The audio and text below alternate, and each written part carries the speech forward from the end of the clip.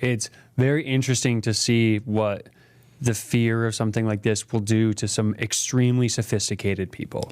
This guy was very sophisticated. And that's what I mean of most people will just kind of let it, they'll do their analysis on what's happening and take their own version of it. But to see some really big people that have really big portfolios go, halt. Yeah. It almost makes me question, but then I'm looking at it from different angles, and it's like, why are they it's just making me question, why are they doing what they're doing? Well, then we have other guys that are full steam ahead, and they're, we were talking about inflation. Like, these guys are saying, like, let's get as much debt as I can. Do it right now. Right? As much debt as I possibly can, because I'll pay you back in lesser value dollars later on. Yeah. Well, that's the golden carrot or whatever, when you see it all happening, that's the end result. It's just the turbulence on the way to that, right? Welcome back to REI Hot Seat. Andrew Hines here with Brad McCrae and Dave Hulshoff. And I didn't get the memo about coordinating outfits here, so I stick out.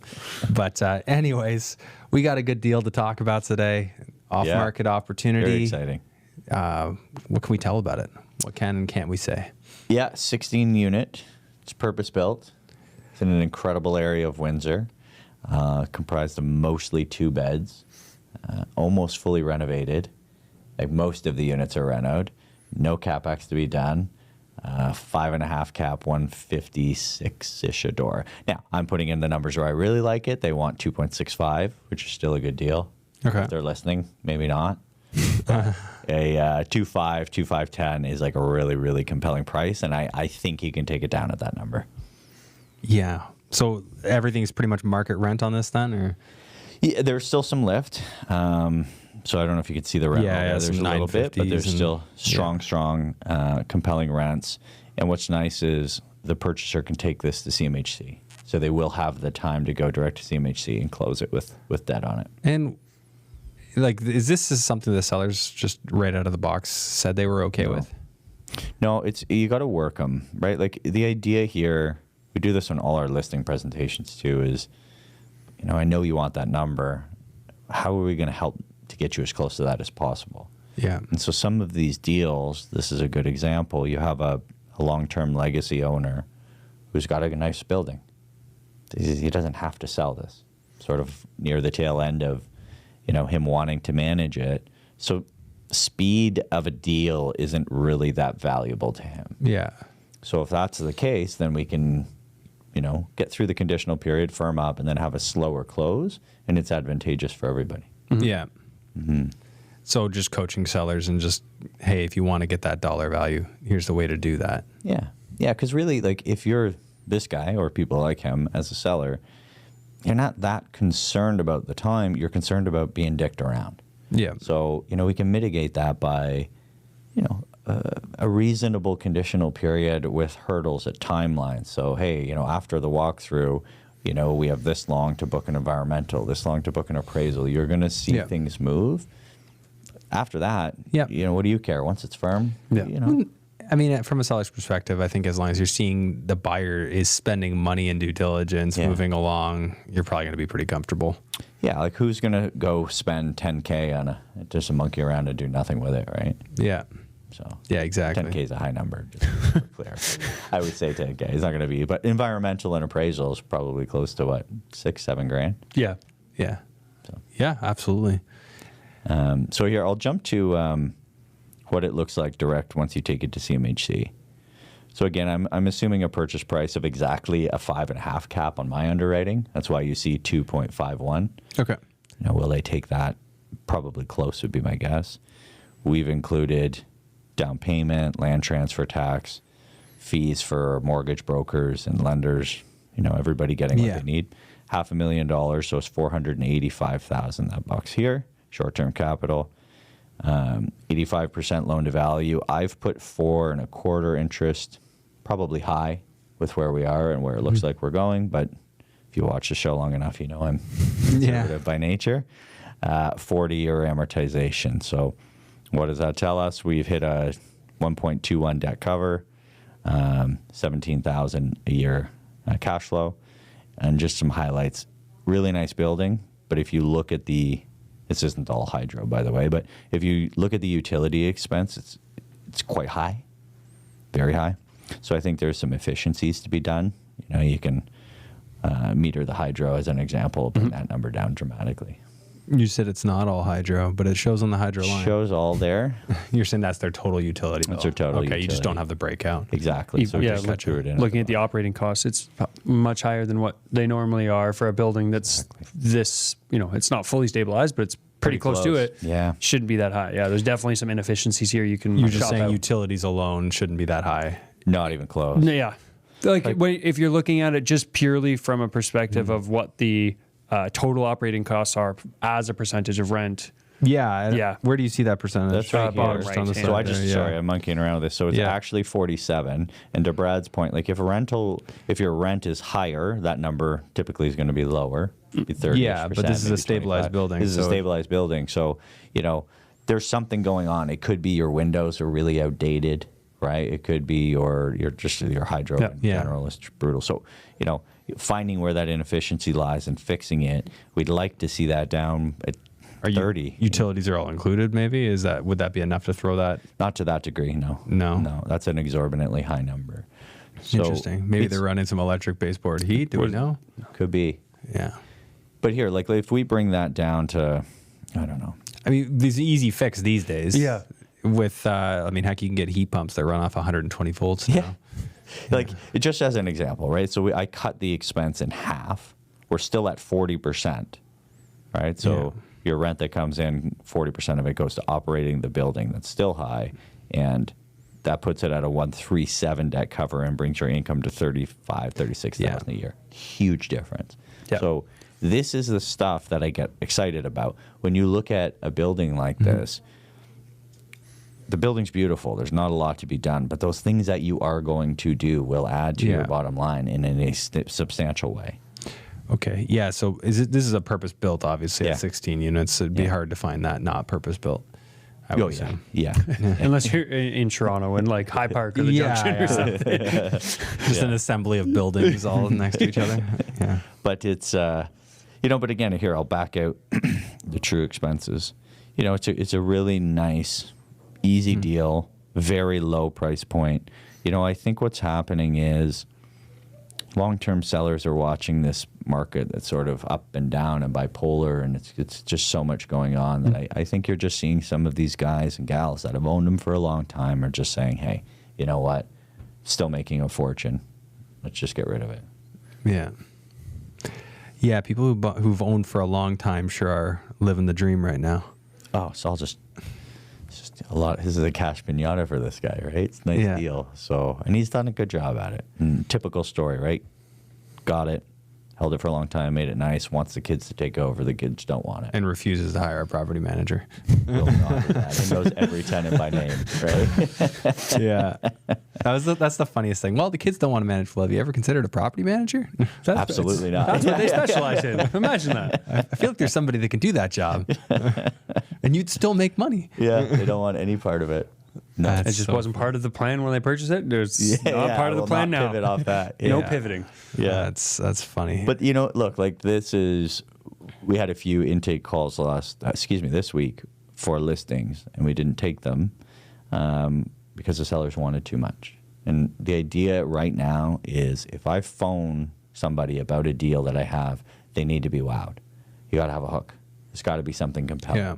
There's mediocre deals and okay deals are not selling. It's good deals only right now. Yeah, that makes sense. And this is a great deal.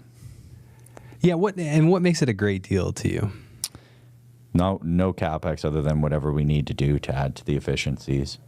5.5 cap, really good location, price per unit's low, mostly 2 beds, direct to CMHC. Like, there's boxes that you sort of have, these arbitrary boxes in your mind, and I'm just going through them and it's checking all of them. So getting in under, like, what's the threshold for a price per door that really, kind of gets you interested? I always say price per door is like doing surgery with a butter knife. Like it's a hard thing to kind of put your hat on, right? Because are we talking Toronto? Are we talking Windsor? 1 beds, 2 beds? But But there's a number that makes you look. Well, especially like if I kind of accumulate the data, like it's a really good location in Windsor, mostly 2 beds and not a lot of capex, and it's $150 a door. That's very, very compelling. Meaning that most of the work was already done in terms of improvements. Yeah. So, Like there's something on here that you're going to put money to, like windows or something, that's going to change this whole deal and make it even better. But even if you don't, the way it is, yeah, you don't need to. Yeah. Yeah, like I would assume that's in the main things you look for. You're looking at roof, major mechanicals for like boiler and any of that stuff, and then windows. Yeah. And then parking lot would be big. Am I missing anything? Those are the big ones. Yeah. So those things in this particular deal. Plumbing's a big one. Plumbing. You start to see some antiquated like issue plumbing. And that what would can the very issue be expensive. with the plumbing that needs to be replaced? Yeah, they have like cast iron, and there's like looking at the stacks The of- cast iron ones will leak eventually, right? Yeah, and I've just known a few guys that have had to replace their stacks, and that's Yeah. a big issue. It's a nightmare. Yeah, I mean, well, at least with the stack, if you know where it is and it's accessible, you can just thread it right through. Right. I've seen plumbers do it. So, Yeah. I'm just in my head. I'm thinking there definitely would be bigger items. I would feel like the roof would probably be one of the biggest. Roof's costs. probably one of the largest. I'd Yeah. say. Boilers. Can Well, be very parking lots are expensive. extremely expensive too. Yeah, if it's a big enough parking lot, to pave those. Yeah. Yeah. Yeah. Okay, so in this case, doesn't need any of those major items. No. There's stuff you could do, but nothing you have to do. There's something you're going to want to do from an efficiency perspective, but Yeah. and look, I'm not downplaying. If it is windows, that's not a small expense, but it's going to add substantial value when you do it. You'll be happy you did it, Yeah. presuming that's what the issue is, right? So, Okay. Anything on this deal that sort of makes it unique in terms of how you guys would have to approach it? Obviously, a lot of the deals we talk about on the show are off-market stuff in your network. This is no different from what I take from the conversation, but maybe there is nuance to it that would affect how you'd approach it. yeah, I think we touched on it at the beginning, like the long-term owner, the legacy owner, allowing us to kind of work through and structuring a win-win. And I know that doesn't sound that unique right now because we've done so many of them, but those direct to CMHCs have been really good. You guys Some just make it success. seem normal, right? Yeah. Like but that's just the way you sort of you work your way through deals. Yeah, we're doing another one right now. It's 15 townhomes, and the speed at which the seller wants us to do the deal makes it worth it for us to not do direct to CMHC. Gotcha. Right? It's critically important for them to get rid of the property quickly. And so what we're doing is we're bridging. So the purchaser has an immense amount of equity in his house. So they're going and working with the mortgage broker. They're going to utilize that capital. They're going to close quickly. We're probably going to do it start to finish all in 45 days. But we're going to get substantial, like magnitudes of a good amount of money to get done quickly. Right. So again, we're leaning in the exact opposite direction on that deal because as the seller, what they're conveying is like, if I can tell you something, like no one ever says price is important. Price is always important. But is speed important? Is the structure of the deal, right? For them, it's like, I need this sold. If you could do it in a day, I'd give you a bigger discount, but we can't do that. So, Okay. Yeah, that makes a lot of sense. All right. So in terms of just market, I think it would be a good idea to just talk what you've seen recently, because this deal is just pretty straightforward, which is actually nice. Not a lot to do. Boring is good Turnkey. sometimes. Boring real estate is still the age. it's still in. Yeah, still the thing we do. Let's talk a little bit about sort of the tariffs and what you're seeing and how that's changing the landscape, or any other major political stuff you're seeing, or economic things that you're seeing that are affecting the way people do business, and stuff that our viewers would want to know about. I would say again, very general from the people I've been talking to, but it's the larger players who already have skin in the game, or they're not looking to purchase their first or second property. They're less phased from the conversations I have because they're looking at it over a 5, 10, 15 year time horizon. It's the people that maybe have only purchased one, or they're very new to it, that they're spooked because they don't understand it from that long-term play. They're just saying, "Oh, my expenses might go up next year." Or whatever ripple effect from that. And that's kind of the conversations I've been having are, depending on where you are, you're looking at this very differently, because it's not what the tariffs are, it's where we are in the market cycle for price per door, for cap rates and all that, and where this could be over the next few years. Yeah, I would agree. Like I would say the the more seasoned and sort of larger groups, they have their criteria, and their buy criteria is just, it is what it is. Yep. So if you can find me a deal that hits this buy criteria, great. And they adjust it. So some of the larger guys now are making adjustments on rent or vacancy, not both, but one of the two, right? So they're doing a discount model on rent, and you know they're pretty reasonable about it, but it's still building in these buffers. And then as long as you can achieve what they need to with those, they're buying. But to your point, Brad, they're not turning around and selling this building in 2 years. No. They're long. They're Yeah. 10+ year Well, time horizon. and isn't the outlook in my head, you know, if you respond to the rhetoric that or if you assume that they're telling the truth, that they're going to do COVID style stimulus, then we would expect asset prices to grow because of that, especially if they go back to quantitative easing and driving yields down. I mean, when money's cheaper, asset values grow. Always. So if that is the response, then logically I would expect that similar type of thing's going to happen. We're going to see assets soar again as they did during the initial COVID stimulus. Is it going to play out exactly the same way? It's so tough to say. But again, if you're making stuff cheap and you're making the money plentiful, I mean, that's where people want to be. They want to be in assets. And yes, of course, there's the other unfortunate side of it that you have to feel the inflation too. Your expenses, your utilities are probably going to go up. And then repairs, like anything we're sourcing from the U.S., if Canada does retaliatory tariffs, now all those things are more expensive. But then that makes me look at the cost of replacement. And if cost of replacement has gone up, I think the eventual effect is that asset values have to go up too, because a market can't stay in a place where it's more expensive to build new units than to buy resale. The resale has to grow and catch up, because especially in our country where there's just not enough housing. And so we were with a lawyer yesterday who helps with developers, new builds, and half the conversation was how many of those new developments are not starting and underwater. And these guys are just not building. They're not building new condos. And new starts are in the floor. When I've been following the stats, anytime I see the stats on that, it's like it's come to a screeching halt. A lot of those guys for a while were pivoting to rental builds, and they're not doing that either. So what's happening is we're just not building new inventory. It's going to be some real shock in another year or two. Right. So where are these people renting? So, that was the call I had with this group. They said, look, we're doing a discounted model on rent. We're going to leave vacancy the same. And they're like, that's our sweetheart buffer. Like, if you can find a deal there, we're all day buying, because they just, rental rates have pulled back. But when the inventory's gone, what's going to happen? Yeah. Right? So. Yeah, I think part of what pulls that back is all these new condos that were started before, obviously, things went nuts. Finally, like, these owners having to take possession, and then with nothing to do and not being able to sell them, they just rent them. So the rental pool has grown.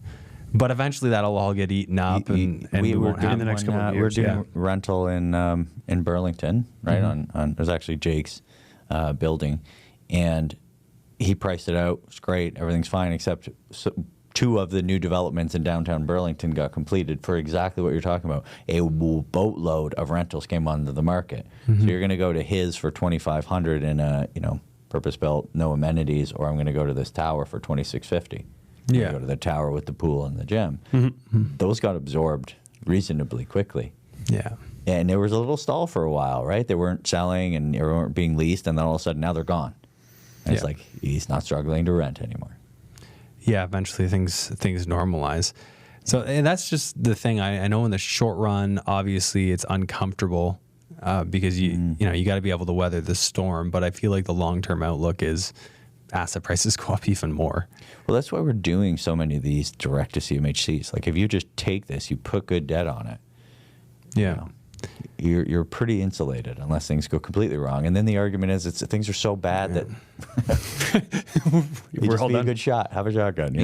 Like, the reality is, if and that's why we're pushing these direct-to-CMHC deals so much. Is like, we have the time, we have the ability. You're buying these for a 5.5 cap, low barrier to entry, and you're a 1.2, 1.3 debt cover.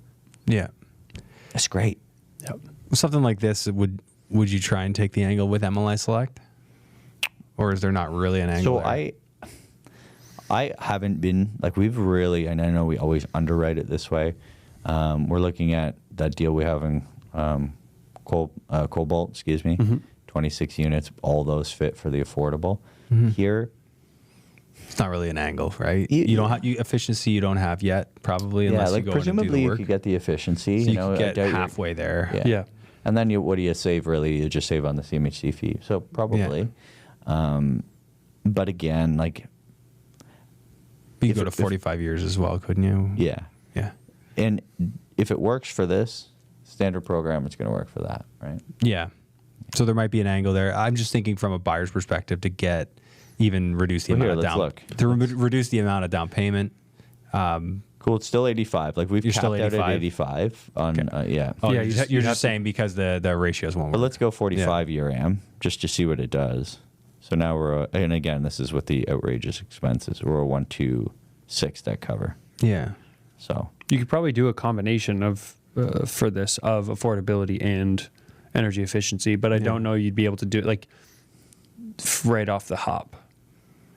Like if Yeah. you wanted to go that angle, you'd probably have to do some version of a bridge or something to for affordable, to do energy, like to do the upgrades get for the energy efficiency. efficiency Oh, yeah. and for affordable, because Yeah, yeah. you're either Yeah. some of these rents probably fit for it, but Yeah. to do the upgrades, Can't Well, you you do have it? a Can't you year. do it? Yeah, like You a have a year. year. You get in there Yeah. and do it, Yeah. and then so you tell them what you're gonna do. Go ahead and get. I didn't it's see a how many really- rents were below, so I yeah. was So like, I think there's 4. Well, here, Which I think there's fit- I 1, think 2, 3, 20% is 4. Yeah. yeah. So you could But yeah, even there's cut. options. You could even cut somebody's rent just to get it under the. Take your lowest one, and Yeah. Happened. Yeah. Yeah. Yeah. we're gonna drop your rent. Yeah, the studio. Well, actually, this there's a superintendent in here too. But just for clarity, what we're talking about is you're going to take the deal. We have, presuming 4 to 5 months to get this thing closed. You get the certificate, so somebody goes through and says, "Hey, you can reduce the energy output on this building by 40%," and then you can just tag a certain number of these units as affordable, and then you're going to get your Yeah. points. Yeah. So you get 100 points, and in that case, is there an angle to go higher on the loan to value? Yeah, let's have a look. So that would take us to 95%. And I mean, the max is, Yeah. we'll leave it at 45 Yeah. I don't know if you would go to 50. 50, because at 50, you need 40% of the units affordable. And so is 1.13 enough? Yeah, it's Yes. a 1-1 debt cover. Yeah, so you could even that's all I was trying to get at. So if you can go 95, Look at what this. are you all into the Look deal at this, for? 240. Yeah, that was what I was trying to get at. yeah. Yeah. Yeah. And We you're still, got there with you finally, Yeah. but yeah, no, I mean, pretty Yeah. spectacular. So you're getting into, like you said, a really great building for 240 grand, and can you making- lock in on that for 10 years? Like, I mean, if somebody wants, they don't, like, who knows what's going to happen to interest rates in 10 years if we go through another cycle of craziness? So I might want to go into 10 years. Well, here, like if I adjust from, I did 4.25, I moved it to 4. I mean, Yeah. again, it gets pretty dramatic. I mean, like, Yeah.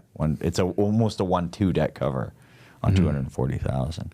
that's wild. you And, know, it's and like- still making 10 to 15 a year.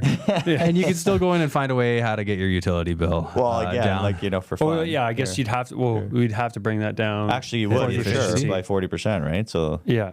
Let's And then there's just cut still it in half there's still again. some room for improvements over that 10 Yeah. years too with Look at the that. other rents that Yeah, aren't and you're affordable. still- look at this. Okay, so you do that, you cut the expenses in half, which you're gonna to hit that you have to hit 40% Yeah. minimum. So 50 is easy. We're still at 40% of rent covering operating costs. Yeah. And we are a 1-3 debt cover, 133, $32,000 a year. That property management's in there, salaries, maintenance, all that beautiful stuff. That's a 13.49% cash on cash. Yeah, what's your That doesn't get you excited enough. I'm What's gonna your repeat cash it. flow? I'm going to repeat it. Oh, yeah. Cash flow right here. 30, Hold on, let me 31. try again, Andrew. Yeah. A 13.49% cash on Yeah, cash. that's great. Thank you. That was That's the response great. I was waiting for. It's, And one more time. You're not going to see that very often, right? Yeah, not on a somewhat basically stabilized asset. Stabilized asset area. that you can get into for 250 That's grand. crazy. Well, I mean, give or take. There's obviously a little, but that actually is. Now you have all your closing costs in Yep. there. Yeah. Yeah, it's wild. That's wild. Yeah. So, And this is the stuff like, look, this is a probably one of the better ones I've seen in quite a while, but we're coming across really, really good stuff. So when we go back to the question of sort of what are we seeing in the market, the bigger guys and gals, they're buying because this is what they're buying. Yeah. Right. And the newer people are a little bit hesitant. And the challenge with that is when the market turns and the comfort's there and the fear's gone, these deals will be gone too. Yeah, that's right. All right, yeah, good chat today, guys. I think this was a good look at a building and sort of the angle you could take, and then I liked having the discussion about what's been going on, because obviously the tariffs discussion, the insanity that adds to people and their decision-making process. we had a deal that was supposed to firm up, and the day it was supposed to firm up, the buyer had to walk away out of fear for tariffs. Yeah. He called me decided and he was like, it was I'm sick to my stomach to do this to you, man, but just the tariffs are freaking me out. It's like, I don't want to say crazy. It's very interesting to see what the fear of something like this will do to some extremely sophisticated people. This guy was very sophisticated. And that's what I mean of most people will just kind of let it, they'll do their analysis on what's happening and take their own version of it. But to see some really big people that have really big portfolios go, halt. Yeah. It almost makes me question, but then I'm looking at it from different angles, and it's like, why are they it's just making me question, why are they doing what they're doing? Well, then we have other guys that are full steam ahead, and they're, we were talking about inflation. Like these guys are saying, like, let's get as much debt as I can. Do it right now. Right, as much debt as I possibly can, because I'll pay you back in lesser value dollars later on. Yeah. Well, that's the